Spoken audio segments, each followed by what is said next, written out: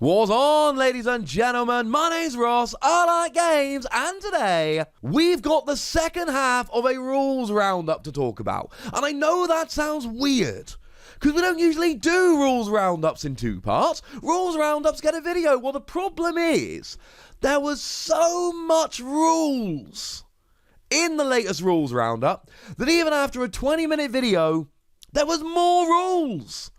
Well, time for the second half of the rules roundup then, eh? I will obviously pop a link to the first half in the description, so you can go and check that one out at your leisure when you like. So Daring Escape. Daring Escape is a card which has garnered, well, let's just say more than a little discussion lately. Essentially, for each Autobot you have on the battlefield, you put the top card of your deck into your KO area face up, and if your deck and scrap pile are empty, you win the game. Well, what if you're an Autobot Battle Master that has turned into an upgrade? So if we take Private Tyractodon, clearly an Autobot, no argument there. But then when Tyractodon gets KO'd, it turns into Binary Edgewing Scythe. Is that an Autobot? No. Unfortunately, it only counts Autobot characters if you've turned into an upgrade.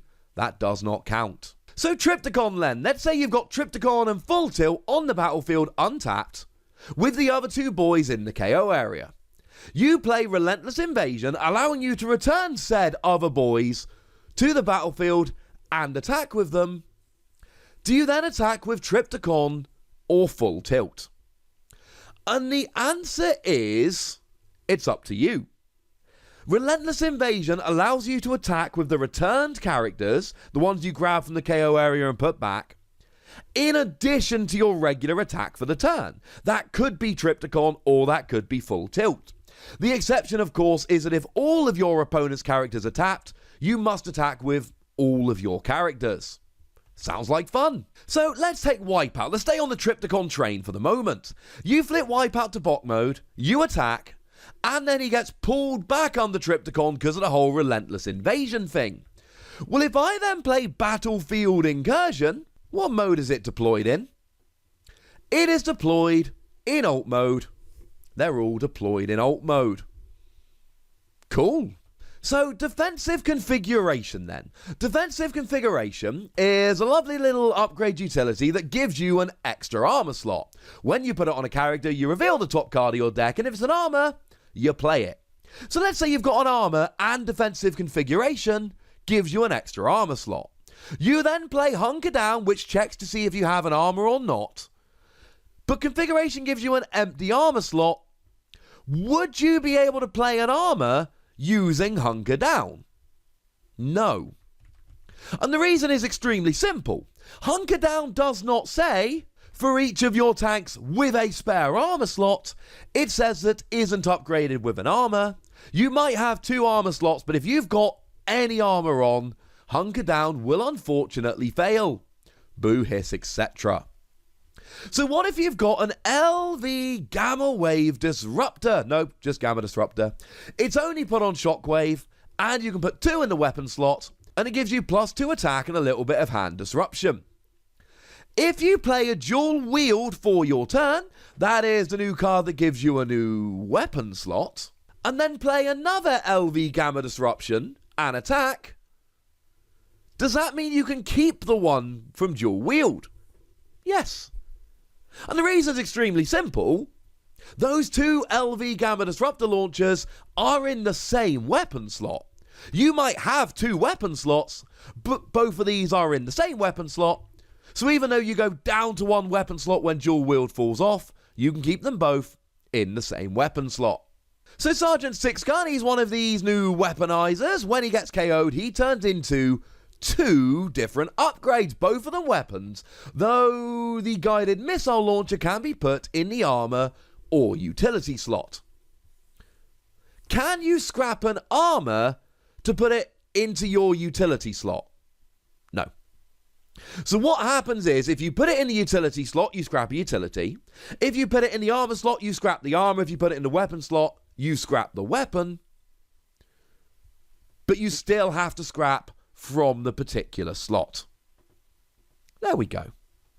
Private Turbo Board, defending against Optimus Prime Battlefield Legend.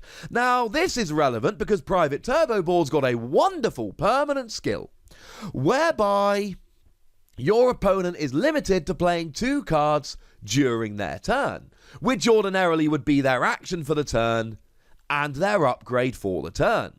But when you attack with Optimus Prime Battlefield Legend, you may play one of the actions that you flip. So can I do that? Nope. If they've only played an upgrade or an action, sure, they've got a card left. But if they've played 2 cards, Optimus Prime's ability won't work. It would let them play an extra card, but they're not allowed to play an extra card, so it fails. Backup Bag, lovely upgrade. It's a utility, and if one of your cards, would cause a weapon or armor to be scrapped, you scrap this instead. So what if you've got something like a sturdy Javelin, for instance, that gets automatically scrapped when it's on a ranged character and you attack? Wait a second. When I attack with sturdy Javelin, it gets scrapped and I deal 2 damage. Does that mean it gets saved with Backup Bag and then I can scrap it again and do another 2 damage? Nope. If you attack again, yeah, you get to do it. But unless you're attacking more than once, you go to attack, Backup Bag stops it being scrapped, you'd have to do it again. There we go. It scraps because of a triggered ability, which will not trigger again. So stable cover. It is a secret action. When one of your characters defends, you get +1 defense until end of battle, and this attacker cannot use Pierce this battle. Well, how does this work with Autobot Jazz, who in ult mode, when you defend against an enemy that doesn't have Pierce, and you flip at least 2 white icons, you cannot take more than 2 damage from an attack. So if I reveal stable cover, does this protect your ability from being shut down, even if the attacker has Pierce? Nope. Very quick question, can a weaponizer like Sergeant Sixgun be a sideboard character? Yes. It might be 2 cards, but it's still 1 character. Cool.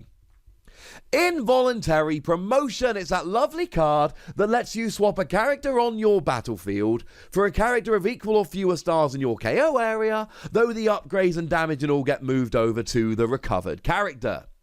If you play it and choose a tapped character, does the revived character come back tapped or untapped?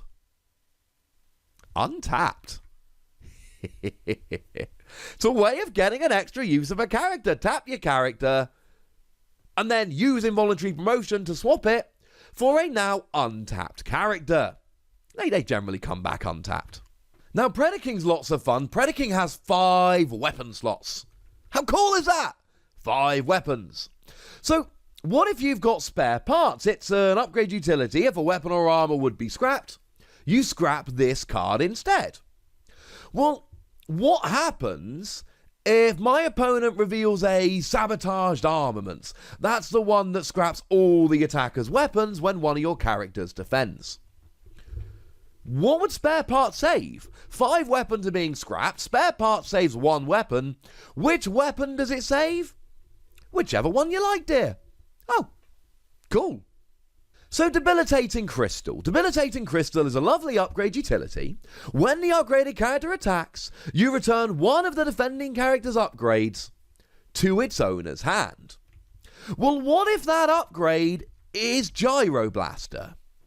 You see, Gyro Blaster is a very important upgrade that limits the number of flips to 2.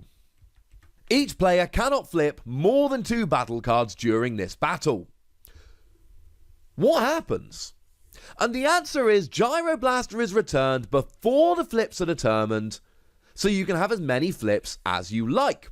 As an example, Sparring Gear will no longer grant Tough 2 when the flips are determined. The abilities activate, get rid of the upgrades, and then you look to see how many battle cards are going to be flipped. Now, we talked about Sturdy Javelin earlier. It's a very nice card that lets you do a bit of what I like to term cheeky damage. But Sabotaged Armaments comes out. So does the Javelin scrap and deal 2 damage before the secret action takes effect?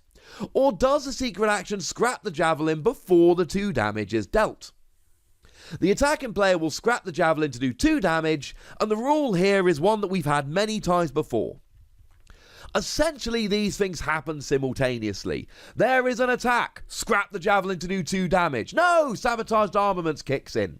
And the rule has always been, attackers' abilities resolve first, which means sturdy Javelin resolves before sabotaged armaments resolves. Cool. So let's say we've got FIREDRIVE's weapon mode. So FIREDRIVE is one of them lovely weapon... No, it's not a weaponizer. It's a battle master.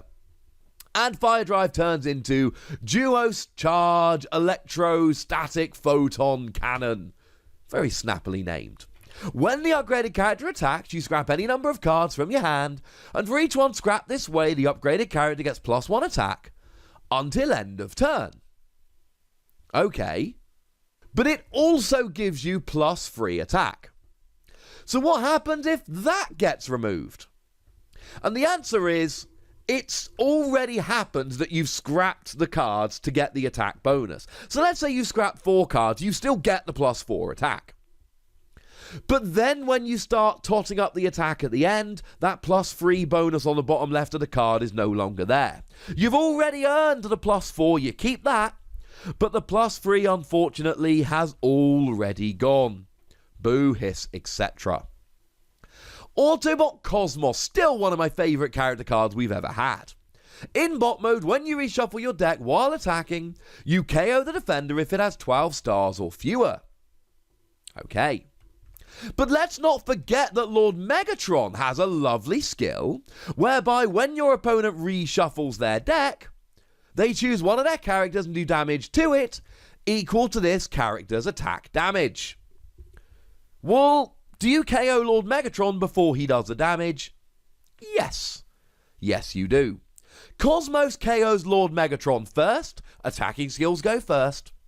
Megatron's ability still happens, because it has still been triggered, so long as the game isn't over. So let's say, for argument's sake, that Cosmos has got 4 health remaining, you KO Megatron. If Megatron ends the game, you win.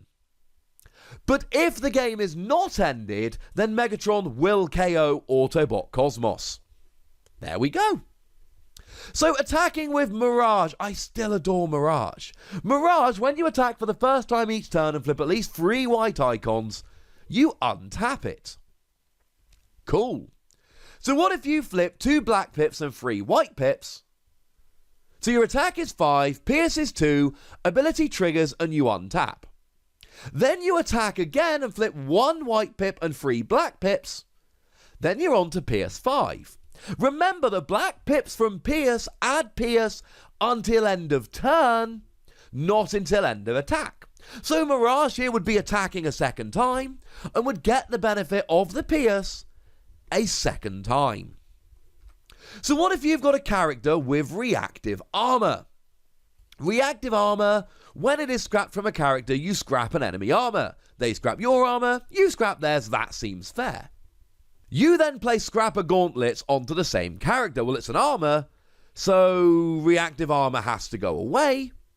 My opponent only has a single armor in play. What's the timing of the triggers? Are they considered simultaneous, or does one need to happen before the other? Simultaneous, and where they're simultaneous, you get to choose. It's attacker, then defender, but within that, the choice is theirs. And finally, bounty abilities. Let's go back to Nightbird. I like Nightbird. Nightbird's got a lovely bounty ability, whereby you essentially get to play one of your opponent's cards, which is still one of the dumbest, and I say that with nothing but love, abilities we've got in the game. When you do enough attack damage to KO an enemy, you use this card's bounty ability, and then you play an action from your opponent's scrap pile. Do you have to be in bot mode? Yeah, sorry about that. You can only ever use the ability that you can see. So it doesn't matter what your ability is in alt mode if you're in bot mode, or bot mode if you're in alt mode, you can only ever use the abilities that you can see. Therefore, if you want to use Nightbird's bounty skill, you need to be in bot mode when you take the KO. Now Nightbird actually has higher attack in alt mode, so it's easier to get the KO in alt mode. It's almost like they planned it that way. So there we go, ladies and gentlemen, a gigantic rules roundup, but rather than doing a near 40-minute video, I figured, cut it in half, spread the love. I don't know. Let me know what you think about this. I don't always have time to make a giant 40-minute rules video. My experience on this channel and PTCG Radio has been, and I've spoken to you, the viewers, quite a lot, and people have said, look, we prefer to have kind of smaller, easier, digestible videos, so that's what we've got. But I'm always up for a little bit of feedback, so let me know what you think. For now, ladies and gentlemen, I do want to know what you think, so go nuts in the comment section, but remember the rule. Be nice, would you? And then make sure you like this video, subscribe to this channel, and follow me on Twitter at the Wossy, where we talk Transformers and a whole bunch of other stuff. And do please consider checking out patreon.com/PTCG Radio, where you can support the channel, get some bonus podcasts, tell me what videos to make, all kinds of fun stuff. But by far the most important thing, as always, look after yourselves till next time, would you? Thank you very much for watching. My name's Ross, and you've been watching Wossy Plays.